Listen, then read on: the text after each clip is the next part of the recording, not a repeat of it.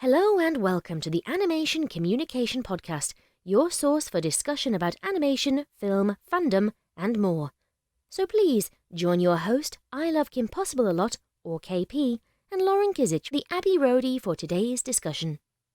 If you like what you hear, please remember to support by giving a like, a follow, as well as subscribing to the main I Love Kim Possible a Lot channel on YouTube.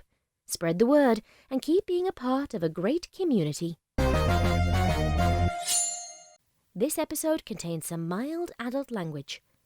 Hi everyone, welcome to this week's Animation Communication. Yay, we did it. This is the first episode post Joe Biden winning the presidential election. Thank God, right? Okay, I didn't want to get political, but also right out of the gate. Then. Come on. Oh, that was nothing. That was nothing.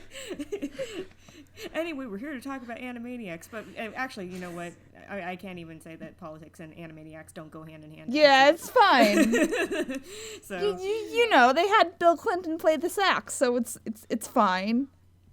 It was in the theme song, Mom. And we already saw in the trailer of the reboot that Trump is going to make an appearance as a giant cyclops, so yeah, the subject is inevitable. Yay, politics. So, sorry if you hate me already.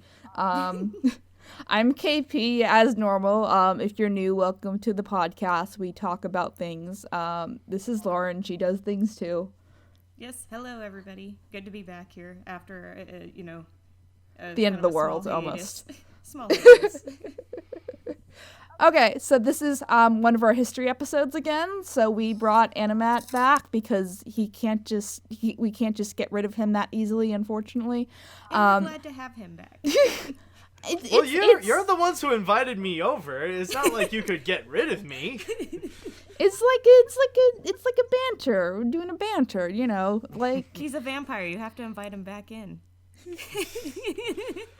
Anyway, yeah, exactly. I always check my mail just in case. So we brought AniMat back to give you a rundown about the history of Warner Brothers Animation, because we don't really talk about Warner Brothers Animation too much, especially nowadays, because I think it's fair to say Looney Tunes has had a hard time trying to be relevant in the last 10 years or so. We're not going to count Space Jam, guys. Please don't count Space Jam. So I thought, slam. What, Lauren? I said, come on and slam. Welcome. Gotta end the podcast here. No, I'm kidding. So I know there's a second Space Jam with LeBron James, and I don't care. We're not gonna worry about that right now. And then we also have Logan here, who goes by ToucanLDM on the internet, and I'll let Logan introduce himself. I'm somebody. Yay. Yay. So yeah, if for those who are not familiar with me, I am a animator on YouTube that has his own YouTube channel where I'm sure most of you are familiar with my My Little Pony crossovers that I make with like Batman, Sailor Moon, Rapunzel, other cringy stuff. No, I'm kidding. And I'm also in collaboration with AniMat for his latest animation look back, where I provide the anime segments for each episode. So those are fun. And with Michael Eisner and Jeffrey Katzenberg.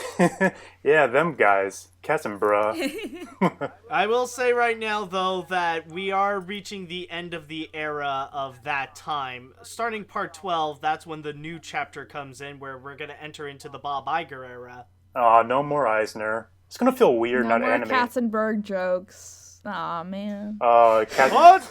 Oh, don't worry. Don't worry about that. Let's just say old Johnny Boy can replace him on that. Oh, yeah. No more Katzenbruh.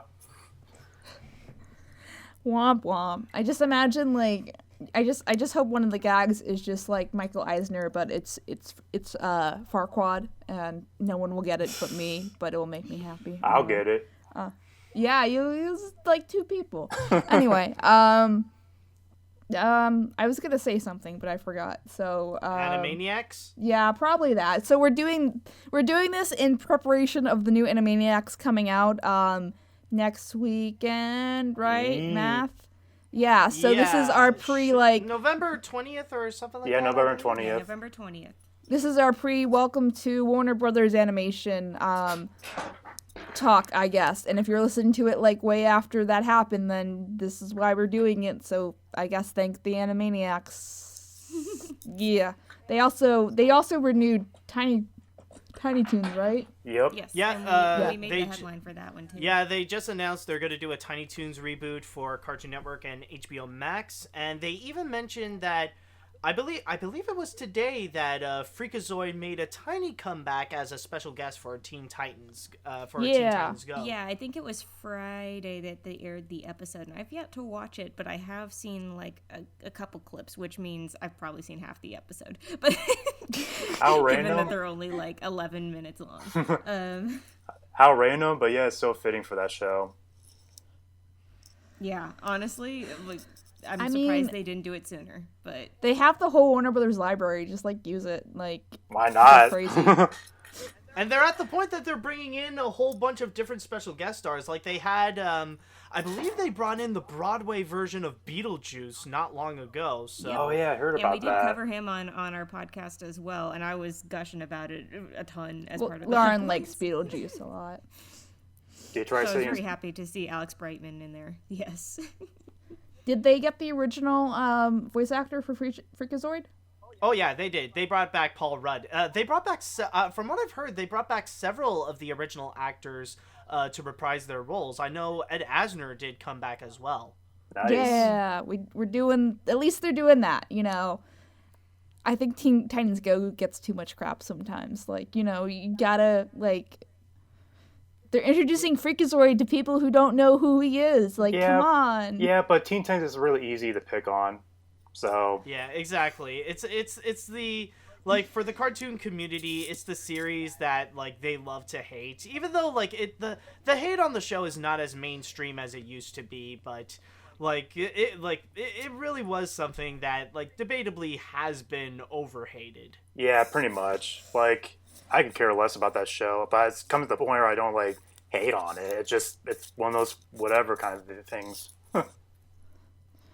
Go get a girlfriend, guys. If you're that mad, at Teen Titans Go. Teen Titans Go get a girlfriend, jerks.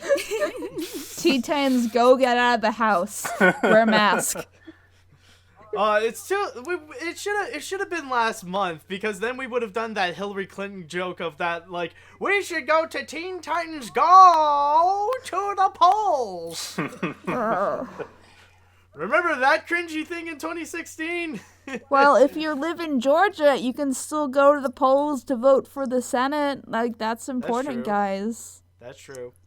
Go vote if you're in the thing. So that's probably like the math equals like 2 of you. So good job. All right, so let's get into the actual subject of the episode. So which is probably going to be majority of Matt talking and everyone else just shaking their head and agreeing with him. Yes. Let us all get loony here. Toony. Oh boy. Well, I will admit my like with all the recent things that have been happening to me recently. If you guys don't know, not too long ago, my computer just like completely burst and it was unusable, so I had to send it to the shop for repairs. Hopefully I get it back soon. At least, like, the good news is that it can be repaired and I will get it back. So there is that. But my memory is a bit rusty, I will admit, but I'll do my best to try to summarize the most that I can. So do you want me to literally start I should from also- the very... Oh, go on. I was just going to also mention, we also brought Logan on here too, and not just Matt, because Logan is also a big fan of Warner Brothers and has a lot of Warner Brothers style inspiration in his own stuff, right? Oh Logan? yeah, that's for sure. Them, Tex Avery, Tom Jerry, all the good stuff. Okay, so you can help Matt with the history lesson, right? Oh yeah, I know my Looney Tune Okay. knowledge for the most part. All I'll let right, you two that's bounce off good. each other. Okay, yeah, you can start like what is a Warner Brother and like why are there two? You know, you can go that basic if you want to. Oh boy. Well, I won't go that back, but actually the whole thing has begun the whole thing began not with Warner Brothers actually. It began with a guy named Leon Schlesinger. And he started out by bringing in 2 ex Disney employees, like two of Walt Disney's first animators that he had. It's Rudy and Ising. I forgot their first names. Logan, can you fill me in? It's like Hugo. Yeah, I know. What is it? You got those names right, but I can't. The first names are slipping my mind too. But I know who you're talking about. I think one of them is a Hugo, or Hugo and it's something like that. Okay, with Rudy and Ising. So they were the first two animators to go and provide animations for the Hollywood producer Leon Schlesinger.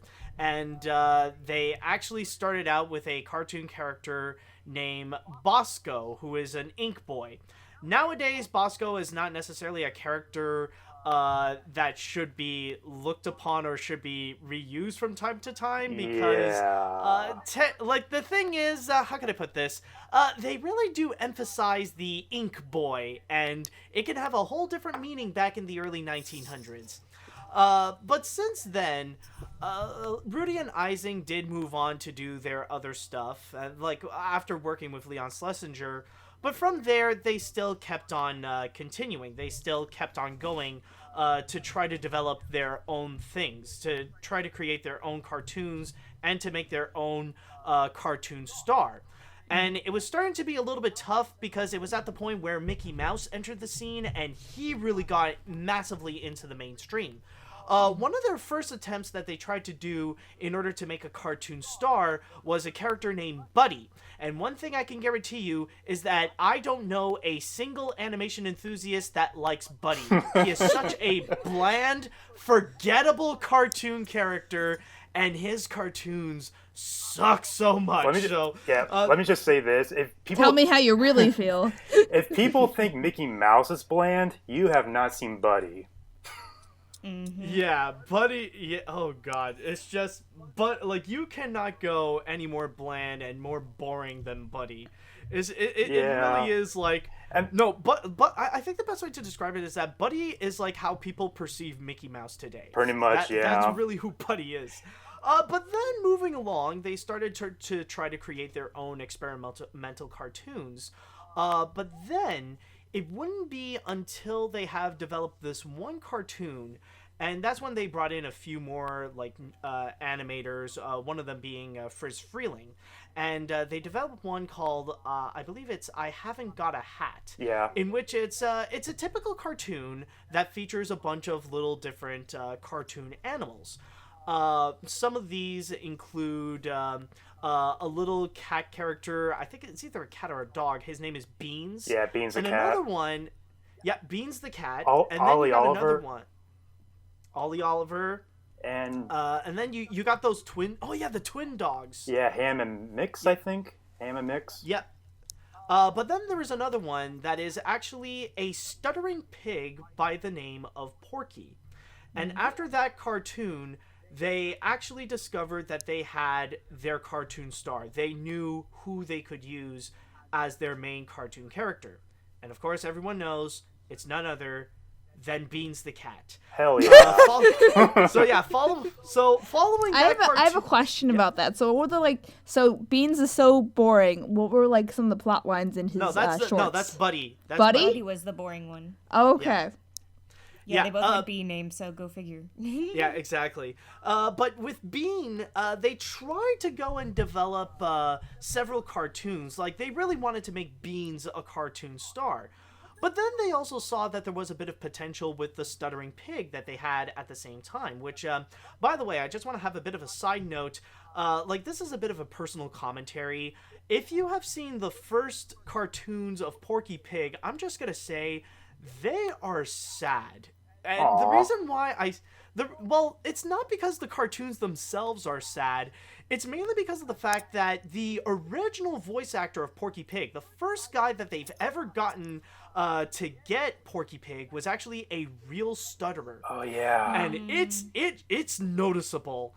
It's at the point where it's not it might feel like it's exaggerated, but no, even the impressions of how Porky Pig is today, they are nothing compared to how he was such a stutterer back then. Right. And the sad story with him is that apparently they could just no longer use him because he was actually way too expensive to use. He would stutter so much that he would actually spend hours trying to record his lines, and it would cost so many different reels. So that's why, like, in the beginnings, they actually did try to use a real stutterer, but yeah, it's more sad than it actually is comical.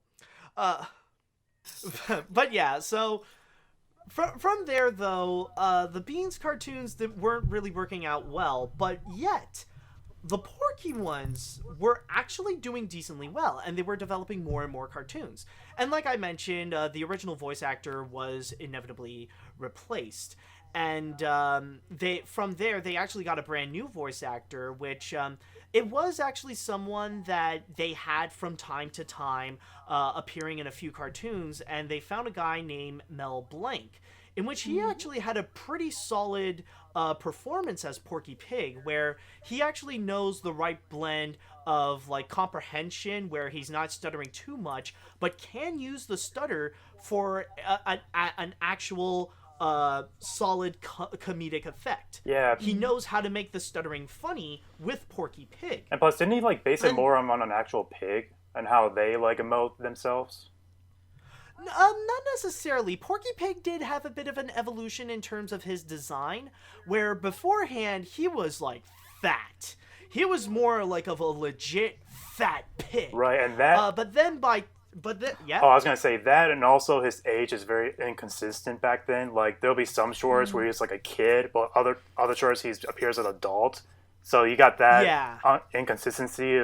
So there's I mean, he's a cartoon character. It's like it's up in the air of like whatever his age would be back then. Like he would be dating some girl, he would be joining the army, and then like he would just be going to school and stuff like that. That's fair. But something about like oh sorry, I was gonna say like something about like changing his age from like one short to another seems kind of like odd. Like it's just like it's like imagining like today where you're watching like an episode of, let's say, Steven Universe, where in one episode he appears as like a grown teenager, but in the next episode he appears as an infant. It just seems odd. I mean, his character model did change throughout the show. Yeah, but that's more different. An episode by episode. That's more different. But anyways, I know. It would have made more sense if if that episode with Uncle Grandpa is actually canon. Then it would make everything logical. I approve.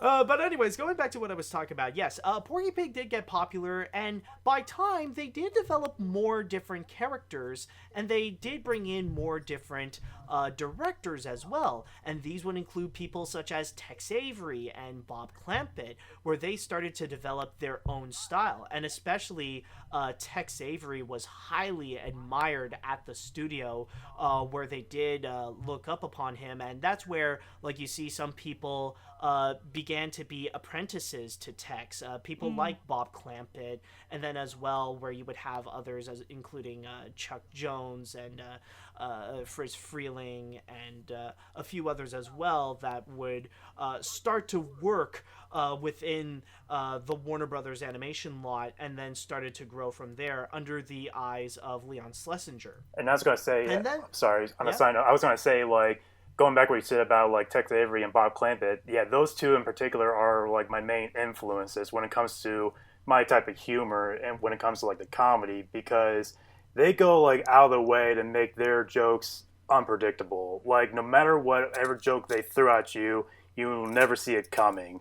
And every time they hit, it hits really well. And I really admire them for going the extra mile when it comes to their type of humor.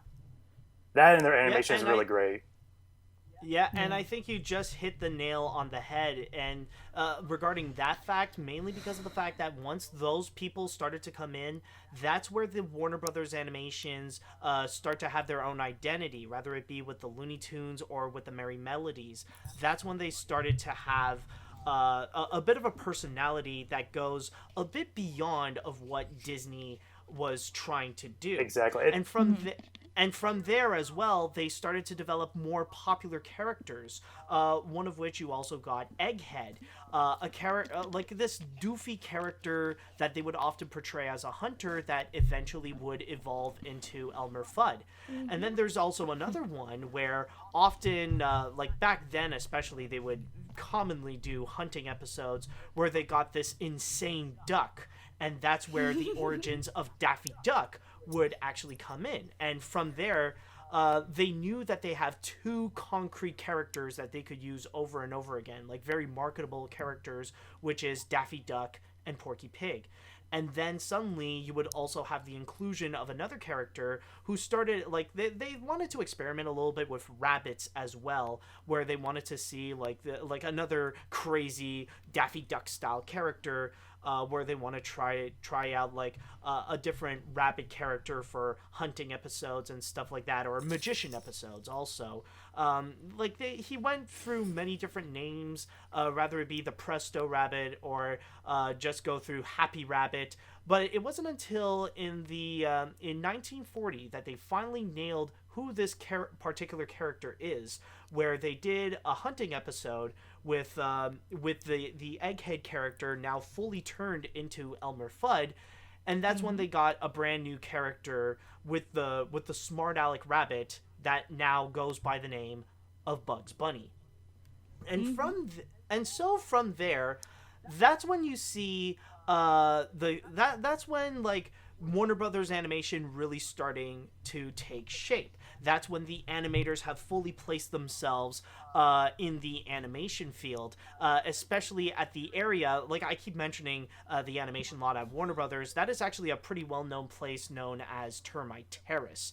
Like, it was kind of like a rickety old shack, but for the animators, it was absolute heaven because it was an area where they pretty much were allowed to do whatever they want under the supervision of Leon Schlesinger. Yeah, and they have, like, free...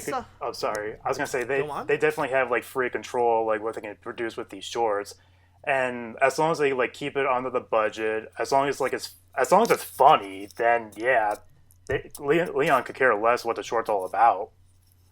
Exactly, and that also is a massive explanation that if you do look at the old Looney Tunes and Merry Melodies cartoons back in the 1930s and 1940s, you would be surprised with the amount of crap that they get away with. Oh my god! Like, this is the snafu. Yeah, wasn't there a private snafu for? I'll get to that. I'll get to that later. Hold your horses, Lauren. No, but the thing is that with all these cartoons back then, yeah, they managed to get away with a lot of it, and they got away with a lot of different adult humor. That's why you would find that back then there were a lot of sex jokes in there, especially with Tex Avery. He knew how to slip them in to those. That's cartoons. what she said. Oh, hey, that's why I said going back to, like, the humor. And can I tell you one of my personal favorite jokes from the early era of Looney Tunes? Yeah, sure. So there's this. Okay, so it's so dark, but you know, like, how they sometimes make, like, those documentary type shorts where, like, they'll make fun of, like, those kind of, like, style where you have this narrative. Oh yeah. Oh, Tex is an artist with those. Exactly. But there's this one moment where they go to, like, this shot of a frog. He's on this lily pad. And then you get the narrator saying, and here we see a close-up of a frog croaking. And then after they say that, the frog literally grabs a gun out of nowhere and shoots himself in the head. Like, what the hell? I remember it's there not was wrong. I remember there's also another one where they were talking, like, it was kind of like a desert episode or something, like a desert documentary, and they were talking about a lizard. Oh my. Like, you see this lizard coming in, and they were talking about lizard facts, and at one point they mentioned about how lizards shed their skin. And immediately the lizard gets up on 2 feet and starts stripping, like, as if it's in a burlesque show. No, what's funny about that is that the lizard went from, like, being like this four-legged or regular lizard, and in a quick second to this rotoscope stripper. Like, it's so perfect. It's like, yeah, you'll never see these jokes nowadays. And, like, what's the current show that's airing now? Yeah, you know. Like, any show. You won't find that on Craig of the Creek, that's for sure. Back in my day. Yeah. But anyways, going back to my story, At that point, they started to develop their own identity, but then suddenly came World War II. Now, at that point, a lot of different studios have been struggling in there, and you probably know about the different stories about like other studios where they were pretty much locked into just making World War II propaganda, whether it be like MGM or especially Disney. It's well known that they have seriously struggled back then. But when it comes to the Looney Tunes, when it comes to Warner Brothers, I don't think there is any other studio that has benefited from World War II more than them, because that's when the popularity of the Looney Tunes really skyrocketed, especially when it came to characters such as Bugs Bunny, Daffy Duck, Porky Pig, Elmer Fudd, and so much more.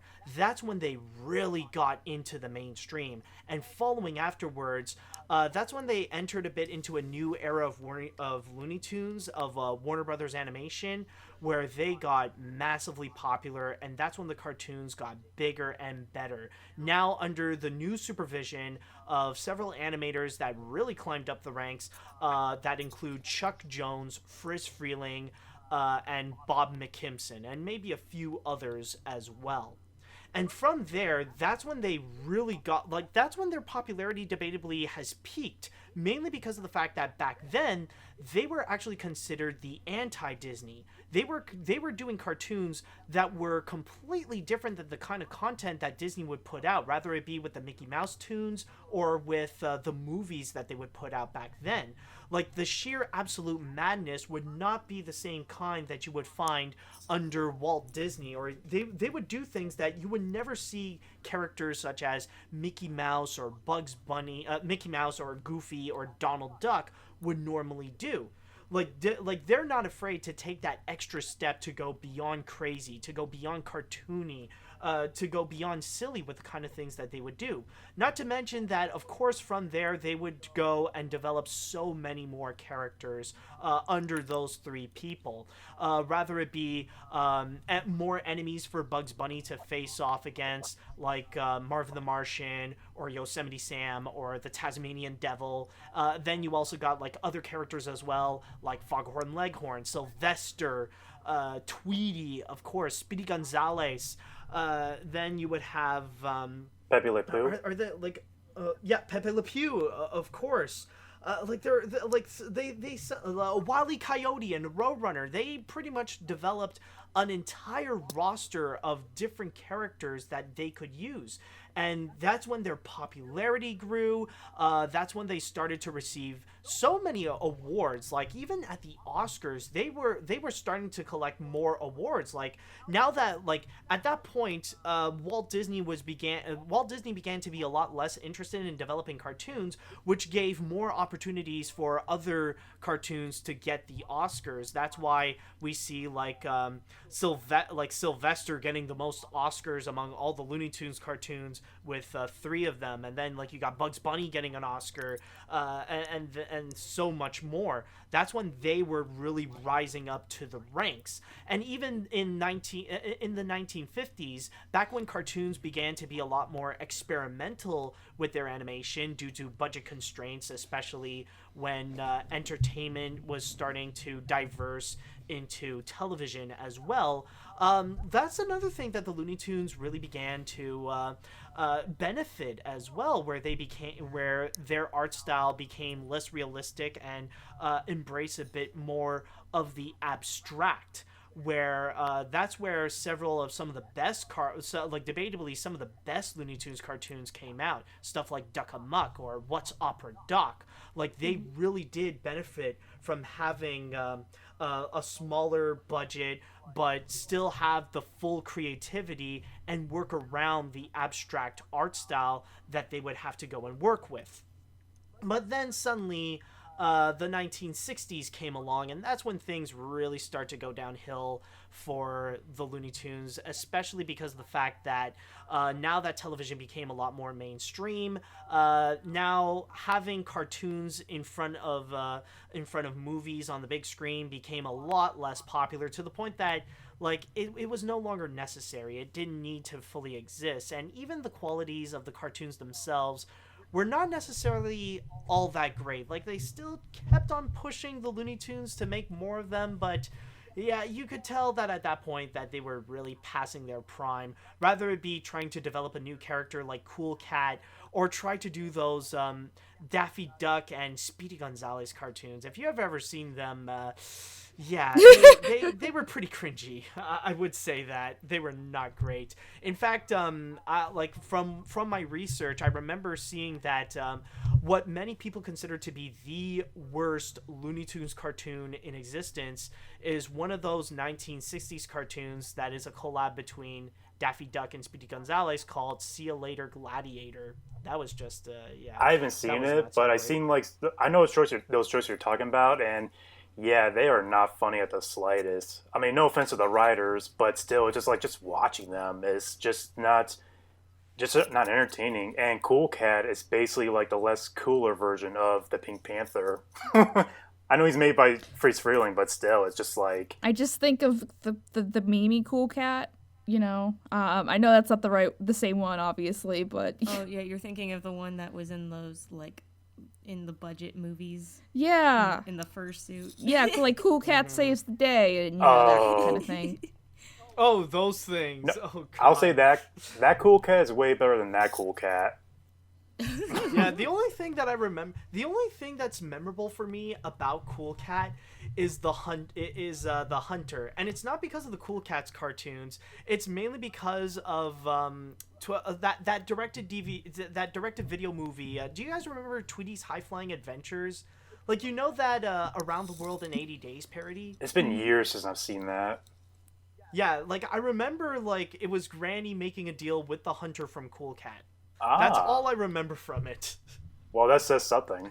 Well, no, I don't mean the movie, but I mean, like, that's all I can right, remember but I'm from saying, Cool like, Cat. there's something at least memorable about those characters. And isn't there, like, another new character they created of, like, a Bonnie and Clyde parody?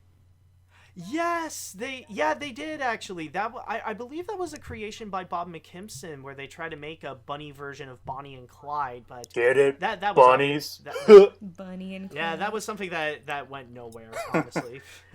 But anyways, going back to what I was talking about, yeah, so the popularity was pretty much dying out for cartoon. Like, it wasn't the Looney Tunes' fault. It wasn't, like, because the quality of the cartoons were bad, but it was mainly because of the fact that it was at the time when cartoons were becoming less popular and less needed.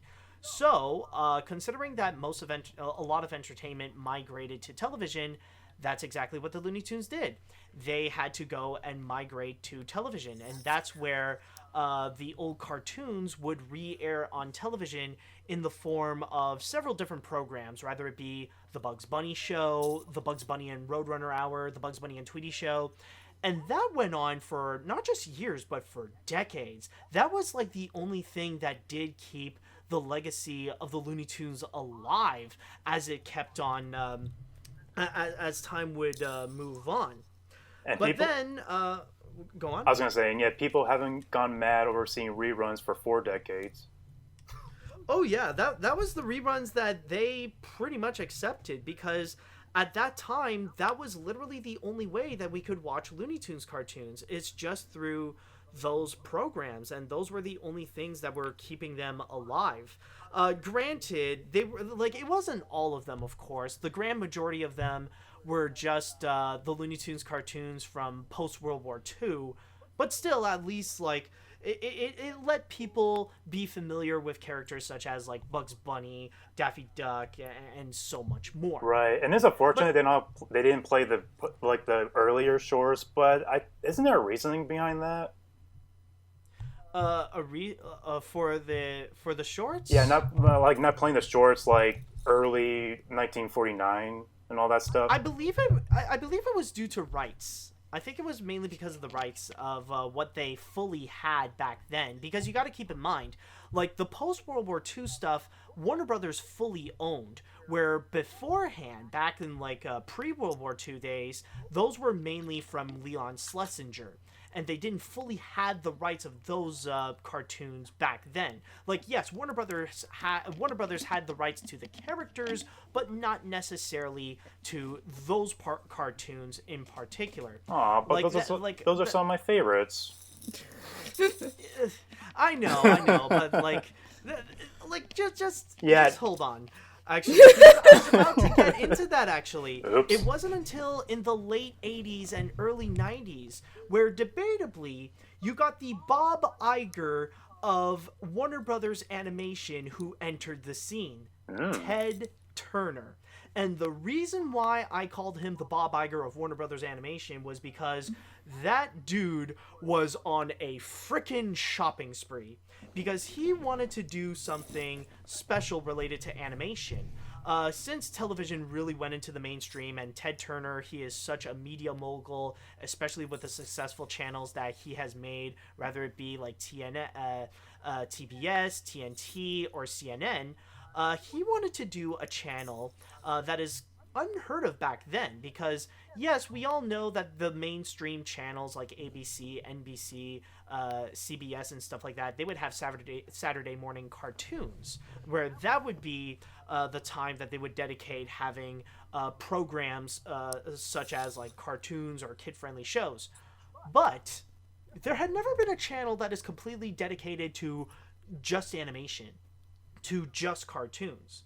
And that's why from there, Tex Avery decided to go on a massive shopping spree. Ted Turner. Ted Turner. Who did I say? Tex You said Avery. Tex Avery, and I'm just like... Tex Avery. Well, nope, sorry. Yes, Ted Turner, he went on a shopping spree where he went off to go and buy off so many different cartoons, rather it be like the Hanna-Barbera cartoons. He also went and bought the MGM cartoons. He also got the licensing to several other cartoons, including the Looney Tunes as well, actually.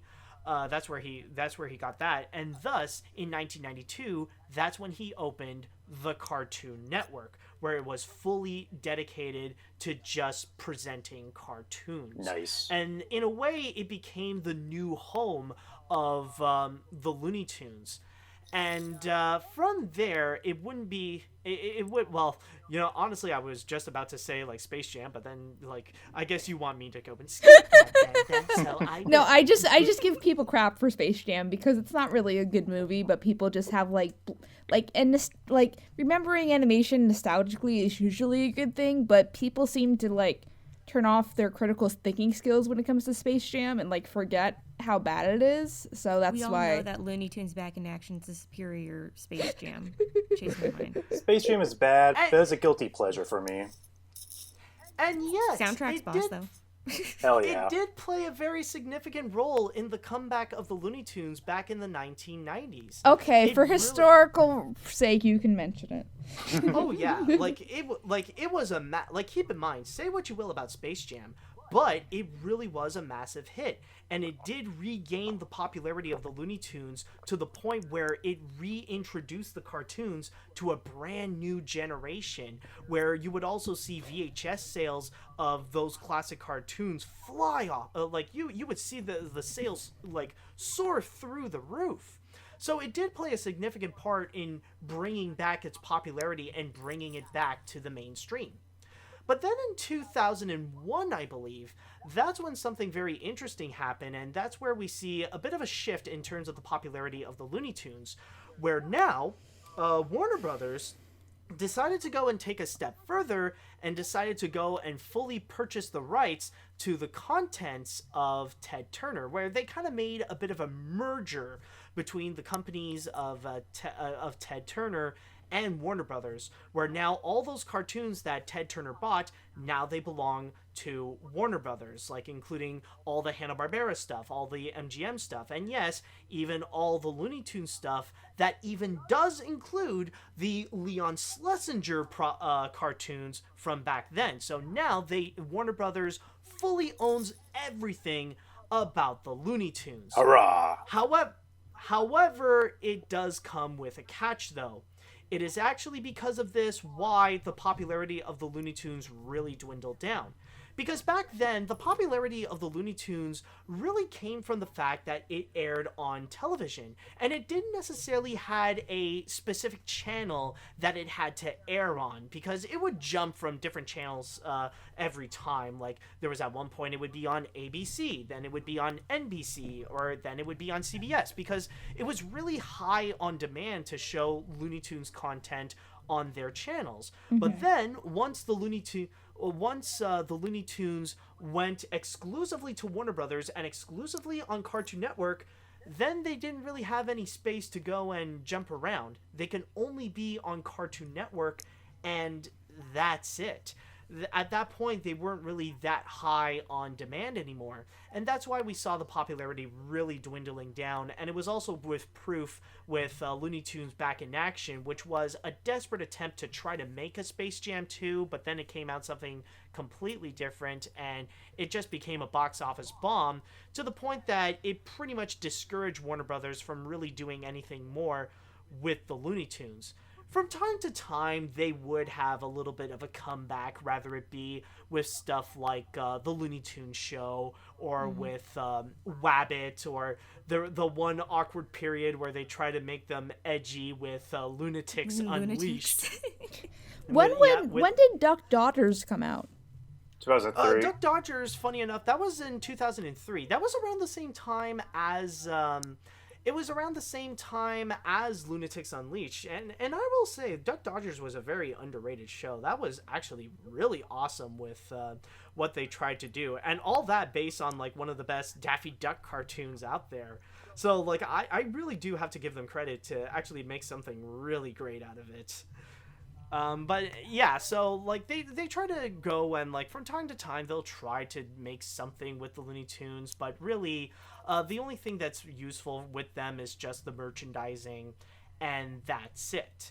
But then it wasn't until recently that we do see a bit of a small comeback. I wouldn't say a big comeback, but there was a bit of a small comeback with actually this year with the release of HBO Max, where they came out with the Looney Tunes cartoons, where they had a brand new team of animators, and they were all assigned to create their own Looney Tunes cartoons. And that's where they decided to bring the Looney Tunes back to their roots, back to the classic days of Chuck Jones, Friz Freleng, Bob McKimson, and even back in the old days of Tex Avery and Bob Clampett and so much more. That's where we do see the characters just being themselves in, like, many different wacky scenarios, where, like, even when it came, like, a living proof of this is also when it comes to Daffy Duck, where, like, we often see him as, like, Bugs Bunny's jealous rival, but with those Looney Tunes cartoons,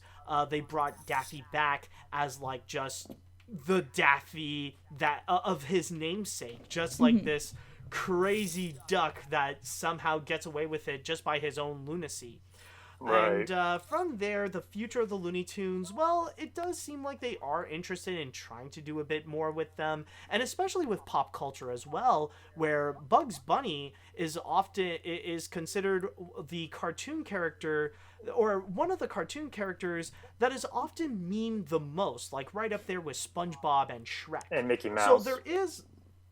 I don't know if Mickey is memeable per se, not as much as Shrek and SpongeBob. Oh, you mean memeable? Oh, yeah, memeable. I thought you meant like a popularity. You gotta pay attention, Logan. Oops, my bad. Well, that goes without saying, but it is Paul Rudish Mickey Mouse is the one that's memeable. Oh yeah. Yeah. So, but this is pretty much, I do have, like, even though it's not official Looney Tunes, it is worth mentioning about the memes, because they are helping out to bring Bugs Bunny and to bring the Looney Tunes to maintain them in terms of relevancy. And in terms of Bugs Bunny, there are tons of different memes that they have used him with, rather it be him sawing off Florida,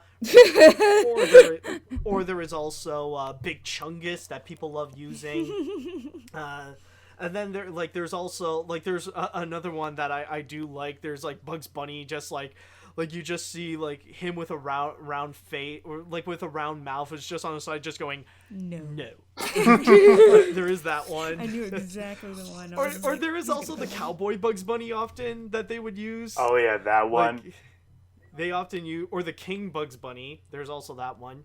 But the point is that Bugs Bunny is a very memeable character that people love using from time to time. Again, similarly to characters like Shrek or SpongeBob or even Kermit the Frog.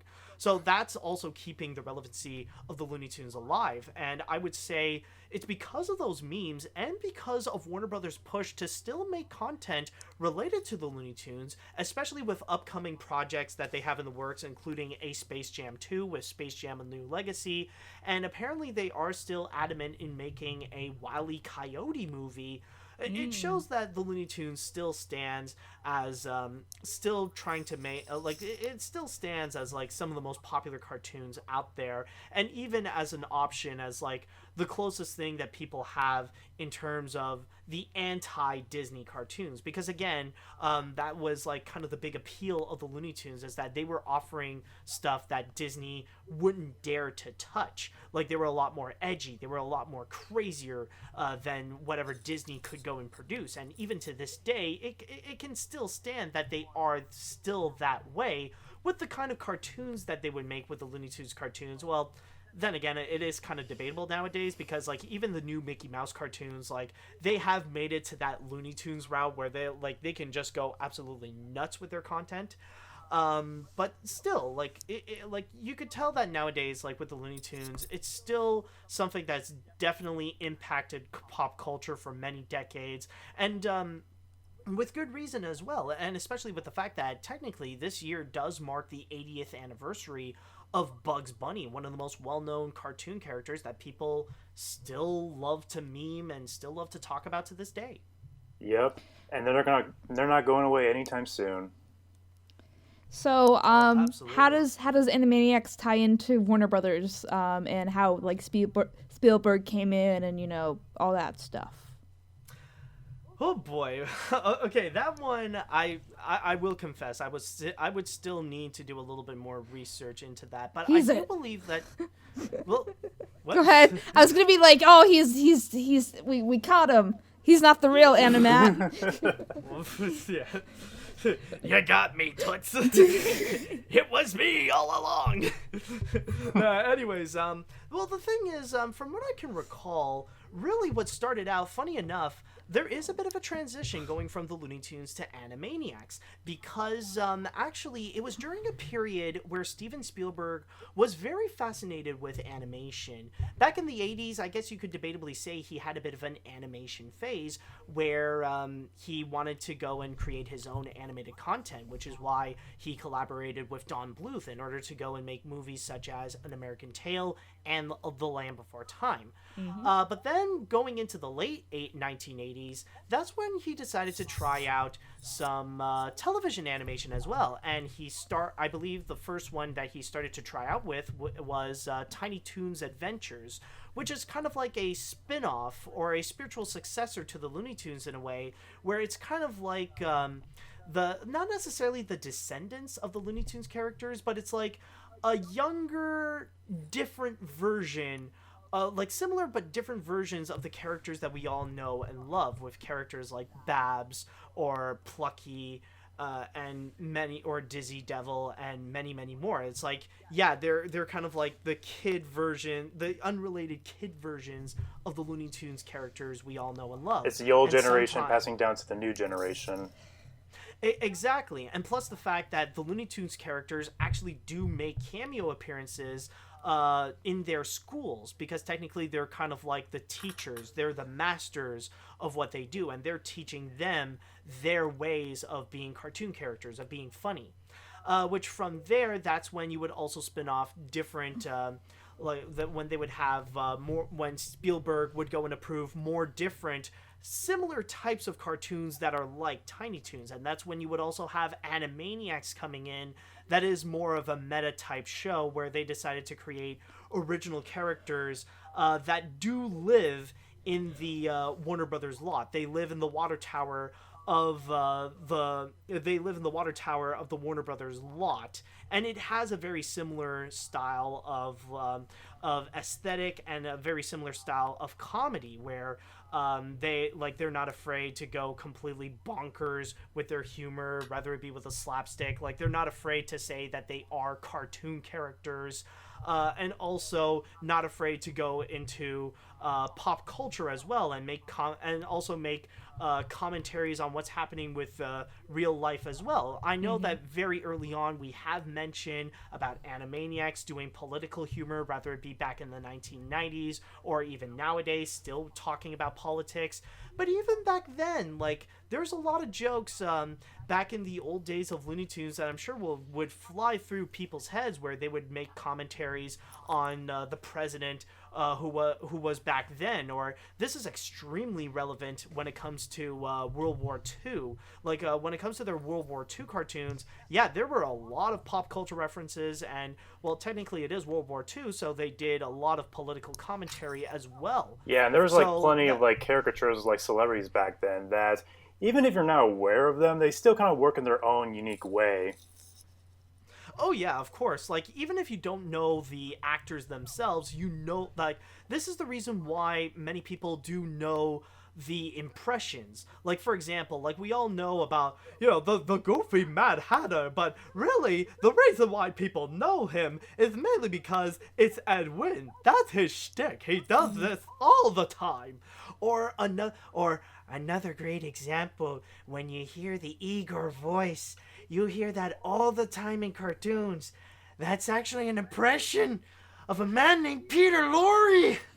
Oh my god. Oh my god. Like, let me tell you, cartoons had a freaking addiction with making Peter Lorre references. Oh, and yeah. I kid you not, this is something that is real, by the way. There's even an entire book dedicated to all the cartoon references of Peter Lorre. A book? That's how much there freaking Yeah, is. the Looney Tunes in particular, like, or at least the Merry Melodies, they loved injecting classic Hollywood stars. Oh, yeah. Well, And it just, was I a think that the cartoon. Hollywood Steps Out. I think of that cartoon where literally it's just nothing but just caricatures of celebrities at the time. Well, it's not just the Looney Tunes. It was a cartoon thing back then, because, like, even Disney loved doing so many different caricatures. They loved to do all the different caricatures of, like, people such as, like, Laurel and Hardy or whatever. Like, they love doing cartoon caricatures, and there have been a lot of notable cartoons, like, from both sides that would feature a lot of those. Oh, yeah, and also... like, one example that I could think of right now is, like, a very popular cartoon, considered one of the best, Mother Goose Goes to Hollywood, I believe? Oh, yeah, that one. Yeah. Yeah, you were saying, Logan? I was going to say... Oh, yeah, it's not just, like, Looney Tunes and Disney that are, like, doing that. Like, a lot of, like, cartoon studios were doing it back then, whether it be, like, Paramount with, like, Popeye and Betty Boop, or Universal with Woody Woodpeckers. Like, all the studios were doing it back then. I think the only one that, from the top of my head, that doesn't really do that a whole lot is MGM with Tom and Jerry and Tex Avery, from my knowledge. Tex Avery, I would debate. They will Tex Avery would be the kind that would not shy away from doing pop culture references. So, but Tom and Jerry, no, absolutely not. The only company that I would think of that wouldn't really do much celebrity impressions or caricatures, the most I could think of is maybe Terry Toons, and again, that's a maybe. Oh yeah, Terry Tunes was a thing. Yeah, exactly. It's like war flashbacks. Exactly, with their claim to fame of Mighty Mouse and somebody touch my spaghetti. And that's about it, really. Unfortunately. Yeah. Wasn't there a story about how when Eisner took over Disney, he was just like, man, I love Mighty Mouse, and all the animators were just like, oh, man. Staring at each other. I never heard of that story, honestly. Okay. Oh, that's funny. I wouldn't be surprised, but still, that's oh my. Michael Eisner coming in 1985. Oh. I'm so proud to be a part of the company that made Mighty Mouse. Wait, what? Oh, Mickey Mouse. Oh, damn it. Yeah, he's my favorite, along with a duck, Daffy Duck. Yeah, I was gonna say Daffy Duck's my favorite. Everyone's staring and drawing Donald Duck on. You mean this is the place that didn't make Heckle and Jekyll? Damn it! But yeah, what were we talking about? Like, Yeah, Animaniacs and their connection with the Looney Tunes. yeah. Right? Going back to that, I was gonna say, in regards to Tiny Toons and all that stuff, Tiny Toons seems like a more of a testing ground before they go on and make Animaniacs. Because if I'm gonna be completely honest here, I'm not that big a fan of Tiny Toons. Mainly because there's a lot of things in there where I feel like it's so unpolished when it comes to like their animation style. Because if you go back and watch Tiny Toons, their animation's all over the place. Yeah, well, I mean, that really, you do have a point there that it did feel like considering that it is like the first Steven Spielberg executive produced animated series. Right. Technically, yeah, it was the testing ground, and it is known that they had several different animation studios working on that. I don't know. I don't know if that's the case with Animaniacs as well, but it definitely was with Tiny Toons. Animaniacs does have like a lot of different studios working on it, but it's not as noticeable when compared to Tiny Toons. Yeah. True. Like, there have been times when the animation can be good, and then there are other times as well. Like, even I remember, I don't know how to describe it, but there are times when they feel too rubbery. Candy cartoons. Candy cartoons. Yeah, probably. Yeah, that's the studio. Kennedy? Kennedy. Yeah. Kennedy. Okay, yeah, those one. Oh god. Yeah, those ones feel like that one is almost as if like you take the Tiny Toons and you inject some buddy on them. Like, it feels like the stereotypical cartoons, and it always feels like you're watching it through some kind of like test tube, where it always feels like they're bouncing around. Yeah, they took like the squash and scratch, like literally. Like, I just think of like, not to interrupt you guys, but now it's like an insult, like calling someone like a buddy, like you're just a buddy, and everyone's just like thanks, and I'm just like you don't understand. Also, speaking of buddy, I'm like, not your buddy, guy. I'm not your guy friend. I'm not your friend, buddy. pal. I'm not your. I ain't your friend, buddy. But no, speaking of Buddy, the first time I heard of Buddy was actually from Animaniacs, because they did an episode where the reason why the Warner Brothers and sister were popular in the first place is because they first started off in Buddy cartoons. And even then, like, the show itself acknowledges that Buddy sucks. Yeah, they themselves acknowledge that. They're not afraid. Yeah, I know they're not afraid to make fun of themselves. And I remember there was even sometimes like they would even do references to their legacy. I think like there were even cameos of not of themselves, of like literally themselves, but they would have like caricatures of people like Tex Avery. Oh yeah. Or Friz Freeling, and like even references to Termite Terrace. Oh yeah. The best way to become if you want to be a good comedian, you gotta make fun of yourself. Exactly. Yeah. I mean, nobody's perfect, so. Yeah, and especially with Warner Brothers, like they have a lot of material to like poke fun of themselves with, and like especially if that is the case, that they do acknowledge that Buddy sucks, then yeah, of course. I think it's especially when they make jokes about animators being like overworked and underpaid for what they do, and so it just is like, I gotta do all these in-betweeners. And you're just like locked up in the loony bin, like in a padded cell. Like, Yeah. Also, I remember there was an episode of Animaniacs where they actually do make fun of Space Jam. It's like really small, but I remember like I forget what the contact was, but I remember they played like a clip of like a basketball player like in front of all these like generic cartoon characters, and they're like singing a song or something, and the animated characters look so annoyed by it, and it's been a while since I've seen an episode, but I remember thinking to myself, wow, I would never expect them to make fun of Space Jam like that. Yeah, and that's the thing. I remember like there were even a lot of I remember Animaniacs was not afraid to make fun of like whatever, not just like with stuff like they weren't afraid to not knock like their own stuff, but even like other stuff as well. Like I remember they even made fun of like what was it, like they would make like they definitely would make fun of a lot of Disney stuff. Oh yeah. And they would also, like, I think at one point they even did an Anastasia reference for some reason. I don't even remember why. I know sometimes they'll make like a recurring theme. They'll make fun of Barney the dinosaur. Yeah. Oh yeah, no, that's like a character. Yeah, that's like a full-on character. Baloney the dinosaur. Baloney the dinosaur. Baloney, yes. Oh my god, I remember Baloney the dinosaur. Yeah, that was one. I remember another character in Animaniacs. Like they had like this annoying Jerry Lewis guy. Oh my god, I love him. The director. Yeah. Yeah, I remember they even like. I remember there was. Yeah, I remember there was even a moment like in the movie of like Wacko's Wish. Like they were in a ride and it was supposed to be like their ride of nightmares. And then there was one scene that's like he just appeared. Hello, I'm back. See, that's the type of voice where it's supposed to be annoying, but it comes out as like perfect. Like it doesn't come across as like obnoxious to ears. I love it so much. And I get it's not easy to yell out lines without coming across as annoying, but on rare occasions it does work. Mm-hmm. Yeah, it requires a special talent in order to make something annoying actually endearing and actually really good. Exactly. You know, not everyone can be Gilbert Gottfried, but like, when they found that trick, they got it. Yeah, and even like going back to like the characters on Animaniacs, like even like some of the characters are like characters of like other like celebrities and all that stuff. For a good example, the Goodfeathers, they're obviously a parody of the Goodfellas, and Rita Runt is a caricature of what's that movie, Rain Man? You know, I'm trying to think like the actor that played Dennis Hoffman, I think. Yes, Dustin Hoffman. Dustin Hoffman. Yeah, sorry.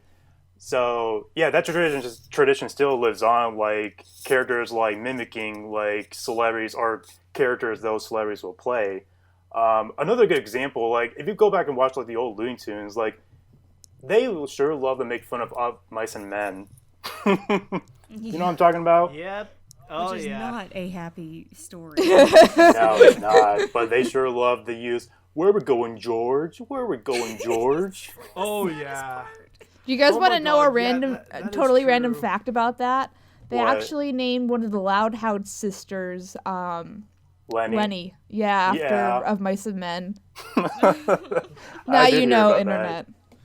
Yeah, I mean, yeah, there are legit a lot of cartoon characters that are like legit Lenny and George, and like I remember, I wouldn't say all of them, but most studios actually do have their own version. In fact, like even thinking about it, like I know Looney Tunes actually do have their own version.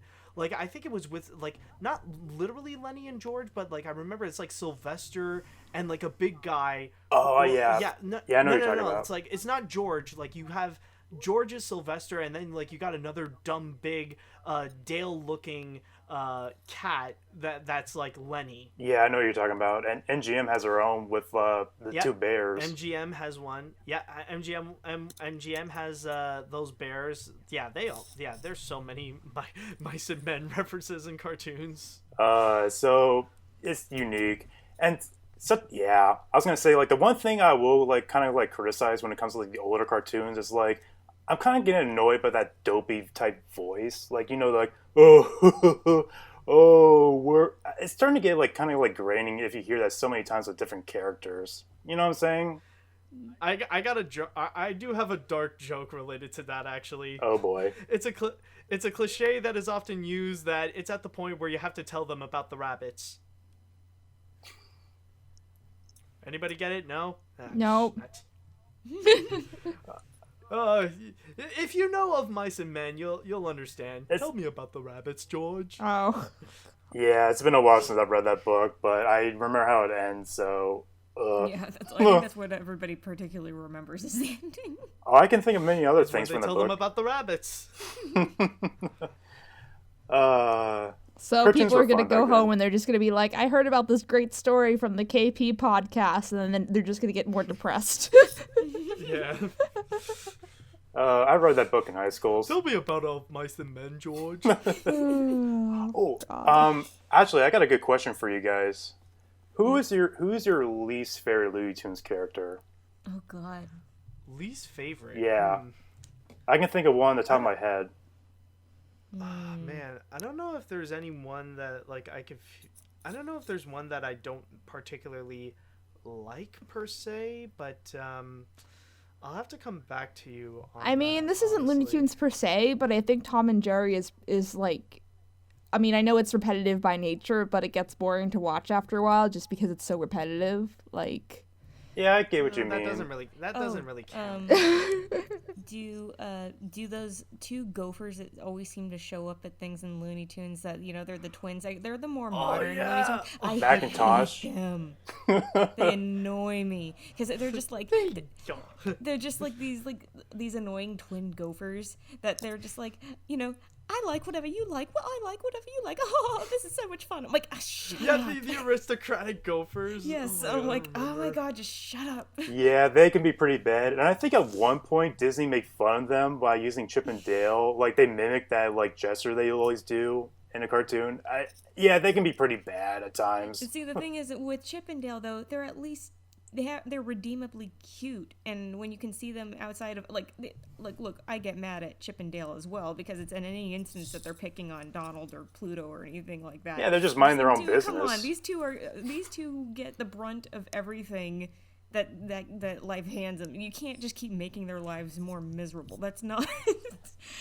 I think I could think of one actually. I don't know who the name of the character is. But I think I do recall, I know who this guy is. It's kind of like, this is a character that's pretty much this douchey Sylvester ripoff. It's this yellow cat that often appears in these cartoons sometimes. Yeah. And he cannot, I don't know, I think Is it Clyde? Maybe Clyde Cat? I think that probably is. Clyde Cat.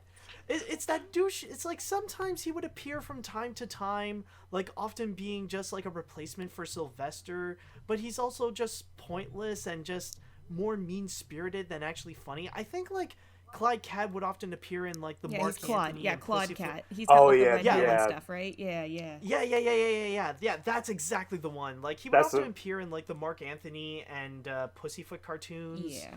Sometimes just being a douchey cat. Yeah.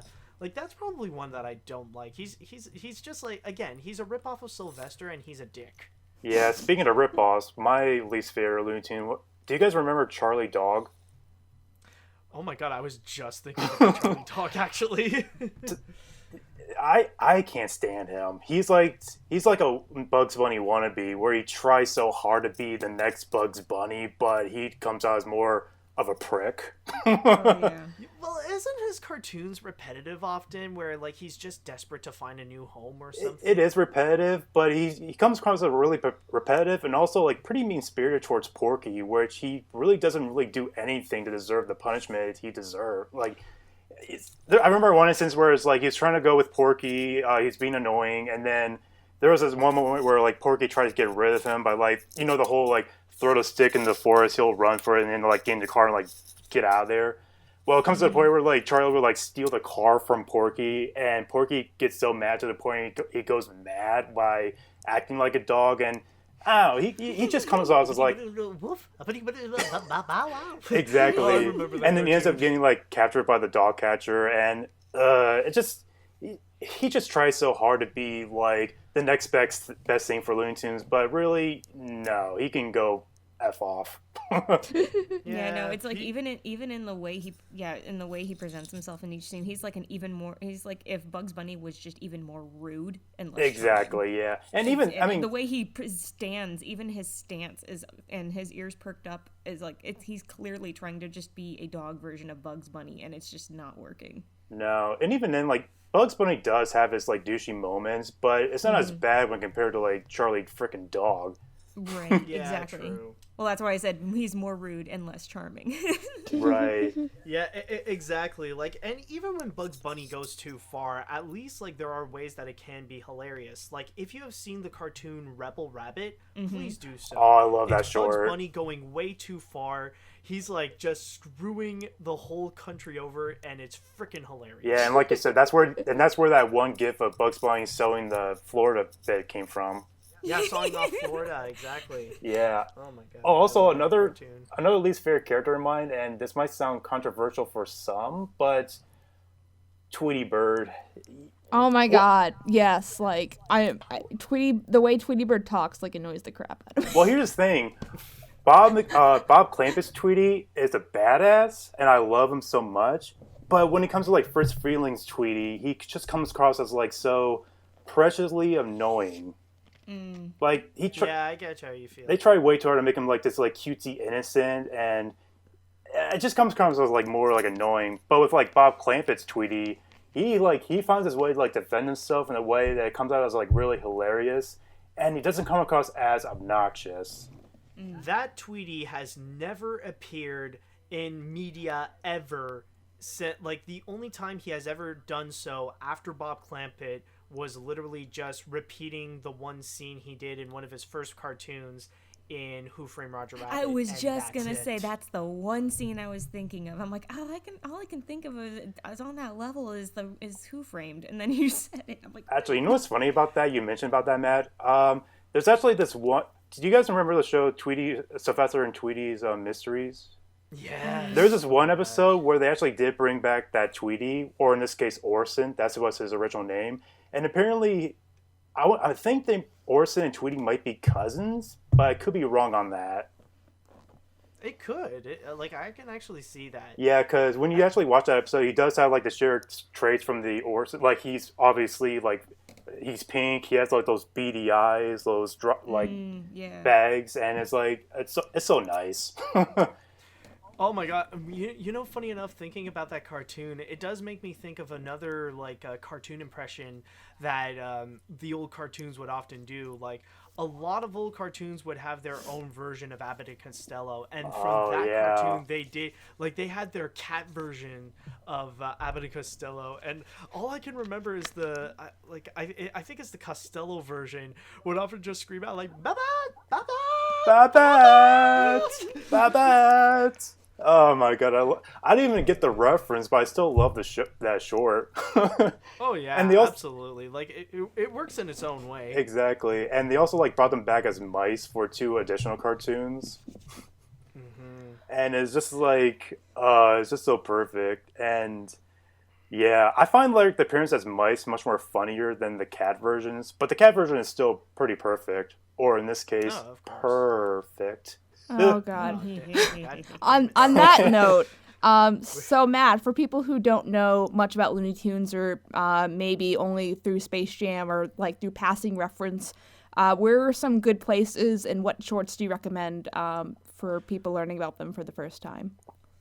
Well, in order to learn about them, so far, the best way that you can do it, I believe HBO Max has a good amount of the cartoons. Oh, yeah. Logan, I know you got HBO Max. Like, can you confirm, like, they do have a lot of the classic ones? Oh, yeah, they got plenty of the classic ones on there, even, like, the pre-1949 ones. They're not all of them, but a good, like, a select amount of them. Yeah, they're all pretty much on there. Yeah, but other than that, though, one way that I can personally recommend is physical media, because Warner Brothers, I will give them credit that they have done a great job when it comes to distributing many of their essentials and many of their classic Looney Tunes cartoons onto both DVD and VHS. So either go and try to look for the Golden Collection on DVD, or you can find the 3 different volumes of Platinum Collection that are really worth watching. Not to mention that they also have some great bonus features looking into the behind the scenes of like the making of many of these Looney Tunes cartoons. So that is definitely worth checking out. And not to mention also, considering that it is Bugs Bunny's 80th anniversary, they are going to be releasing, I believe this week even, this month, that they are going to be coming out with a special Blu-ray dedicated to the best of Bugs Bunny cartoons. So that is definitely worth checking out for. So my best recommendation, at least if you want to go and check them out, is either to go and find them on HBO Max, or you can get them on DVD and Blu-ray. And in terms of the cartoons, I mean, there are tons to go and recommend, but personally, some that I have mentioned, like Duck Amuck, is one of the best ever. And many people would even state What's Opera Doc is considered the greatest cartoon of all time. And then you would also have another one I would highly recommend. It's called the Hunting Trilogy, in which it is Bugs Bunny and Daffy Duck pretty much duking it out on who Elmer Fudd should go and shoot first, either Bugs Bunny or Daffy Duck. And those ones, they're amazing. Is this where duck season, rabbit season comes from? Yes, that's where duck season and rabbit season comes from. There's just so much more that I could recommend. I know there's like so many that it's hard to like keep track of like what to recommend. Exactly. Like if you guys have any others to recommend, like please point them out. Like some that just popped into my head actually, like Duck Dodgers is another great example. That's another beloved classic. One Froggy Evening. Another well-known classic one as well. Not necessarily linked to any well-known character, but still a classic nonetheless. Any other ones you want to recommend? Yeah, Logan, what do you have? Oh man, there's just like so many that Matt mentioned. I mean, I don't even know where to start. Like, probably like the ones I will recommend are the ones that are not as recognizable, but I still kind of like recommend them. Like the one I can think of top of my head is Porky and Wacky Land. That's the one where it features that dodo. Oh yes, that is a classic. Which one, by the way? Which one would you say? The original black and white one, or the remake that is by Friz Freleng, I believe? I'm sure for most people they'll go ahead and with the color version, but for me personally, I prefer the black and white version because it is the original, and plus that one's directed by Bob Clampett, so it's even more zanier than Robert McKinson's version.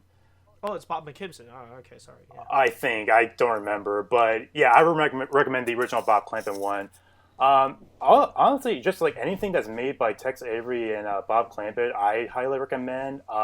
We mentioned before the Tale of Two Kitties with the Orson Tweety Bird. I recommend those. I just recently watched the that one cartoon with Bugs Bunny where he's playing the piano. He's playing Rhapsody. You know what I'm talking about, Matt? Oh, yes. The piano one, of course. Yeah. That was a good one. There's just like you mentioned, Duck Amuck, which that's honestly one of my personal favorites because if there's one thing I really love seeing in animation is like doing a parody of the process of making animation because since I'm an animator, I get so hyped seeing those types of episodes. But...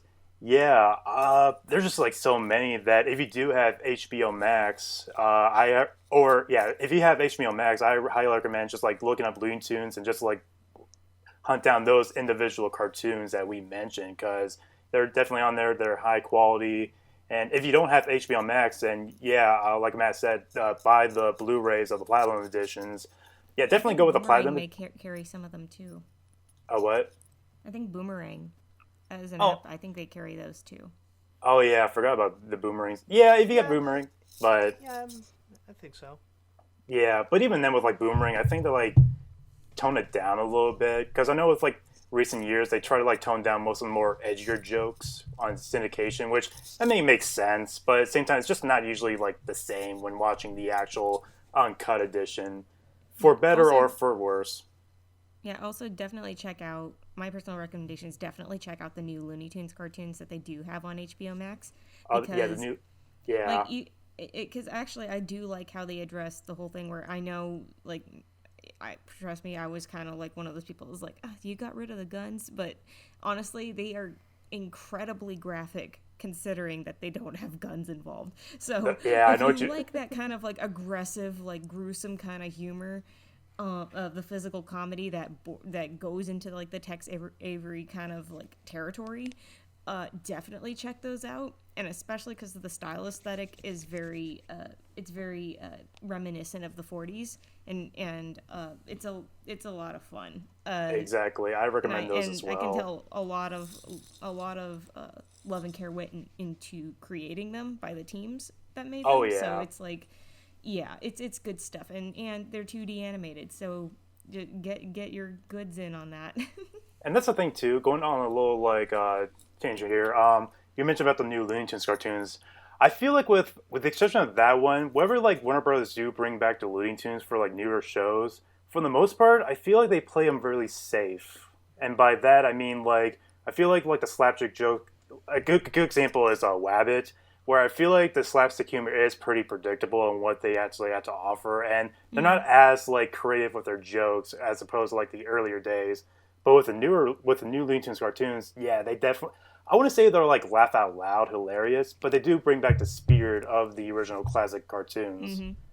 But you know what else I recommend? Baby Looney Tunes. Mm-hmm. No, I'm kidding. Really? No, I'm kidding. Just kidding. No, check out the Looney Tunes show from 2012. That one I actually really like. I know a lot of people don't like that one, but that one... A lot of people slept on it, honestly. For what it is, like it has its really funny moments, but when it comes to like recommendations, I don't really recommend that for like a starter for Looney Tunes. Oh yeah, well not as a starter, but for people who are looking for more content if they have not given it a chance. Or Duck Dodgers, the Duck Dodgers series, like we mentioned, that one is like worth watching. Oh yeah, that one too. I know that one's on the Boomerang service. Duck Dodgers has John Delancey in it. I don't know where, but I just remember that random fact, so there you go. Wherever of course you know goes, that. You can go find him. That it's like Where's Waldo, and then you can tell me on social media, and I might pay attention. I don't know. Pony Life has taken my soul away as far as that life, but you know. I have yet to watch it, but you're not missing much. It's alright. I mean, actually, Logan, you might like it because it's more Looney Tunes pacing. It is more zanier, yeah. I'll do give him credit for that. I think you need to sit down and like watch a full-on episode. But when the time comes, I haven't watched it yet, but when the time comes, I'll let you know. I'm sure people are talking about it enough that you can find like the better of the episodes and just watch. Oh yeah, one. I know there's like clips on YouTube, but I'll keep you posted on that. But we're going way off topic here. So I guess we'll wrap. So gentlemen, where can the internet people find you on the internet? Well, for me, I have several places. Of course, I have my YouTube channel, Electric Dragon 505. I'm also on a bunch of stuff on social media. I'm on Facebook, whether it be Matt Brunet Animat or Electric Dragon Productions. On Twitter and on Instagram. Now I'm on Instagram. But do you have a TikTok yet? No, not yet. But I do. I'm not ready for that yet. But you can find me there at AniMat 505, and and I also got a Patreon if you want to go and support my work and give me money. As for me, I got a YouTube. So basically, if you want to find me, all of these you can find me under my username ToucanLDM. So you can find me on YouTube, Twitter, TikTok. I would say Facebook, but I haven't really used that as much lately. But if you want to follow me there, be my guest. Yeah, I technically have a fan Facebook, but I don't really use it that often. But I learned that you can program your Instagram to automatically post stuff on your Facebook. So, you know, I guess, but it's probably not worth it if you don't really feel like dealing with it. It's account syncing. As long as you can hook them up by the same email, that's pretty much what it is. I'll say I do have an Instagram account, but that's more my personal use. I don't really use that for my YouTube stuff, so. But yeah, you can just, like I said, you can find me on YouTube, Twitter, TikTok, Facebook, and yeah. That's all I really gotta say. Sorry. Yeah, it's okay. I guess we'll plug the regular stuff. So if you're new, welcome to Hellhole. I'm glad you made it all throughout the Warner Brothers animation episode. The history episodes are kind of hit and miss because some people are really into it and some people are like, this isn't funny. I'm gonna skip to the next one. So yeah, Matt, you definitely deserve that glass of water. Yeah. Well, Are you blaming me for making this episode boring? No, it's not. It's not that like history as a general subject is boring. So why would I invite you again if I thought you would boring? You know, unless I just like to torture people. So No, anyway. Matt, you make history fun. Yay! So, you know, there's like people that are going to watch like the news, and then there's going to be people that are going to be watching the Daily Show because the regular news is boring and they rather get their news in entertaining format. So like that's what I'm kind of like talking about. But anyway, if you're new, I guess I can say on the podcast we're going to talk about, or we're going to get first thoughts about the new Animaniacs when it's ready, like as soon as it's ready. So there you go. There's your hint. Thanks for listening to the podcast. Yeah. And then follow us and subscribe to main channel. And then we're here if you want to follow us here and on the SoundClouds. And we have a Twitter for the podcast at the KP podcast. There, I remembered. I'm tired. And then Lauren and I have personal Twitters that I recommend you follow if you feel like it. But the biggest thing is subscribe to the main channel. Notifications. Tell your friends about the main channel. We work really hard. We want your friends to notice us, please. And notice all these other great people that like donate their time for my stupid bullshit. So thanks for coming. KP Supply. Thank you both for joining us to have a very toony discussion. Oh, no problemo. No, I got a pun. I got a pun. Thanks for tuning in. Thank you so much for listening to Animation Kimmunication on YouTube, Spotify, or your favorite podcast provider. We are really hoping this show makes a difference in how people view animation and media, as well as giving and providing advice for people all over the world who like or want to join the animation or media industry. If you liked what you heard, please remember to subscribe and rate those 5 stars, as well as tell your friends. Don't forget to subscribe to our main YouTube channel, I Love Kim Possible a Lot, and turn those notifications on. My name is Scribbler, and you have been listening to Animation Kimmunication.